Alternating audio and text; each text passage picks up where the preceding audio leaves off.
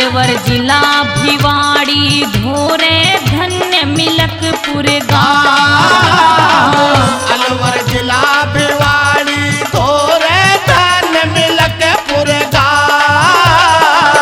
अलवर जिला भिवाड़ी धोरे धन्य मिलकपुर गाँव। अलवर जिला भिवाड़ी धोरे धन्य मिलकपुर गाँव। पर्वत ऊपर मंदिर प्यारा ये पावन खोड़ी धाम कीर्ति दुनिया में छाई। ओ भाई मेरे बाबा मोहन राम नाम एक सच्चा सुखदाई।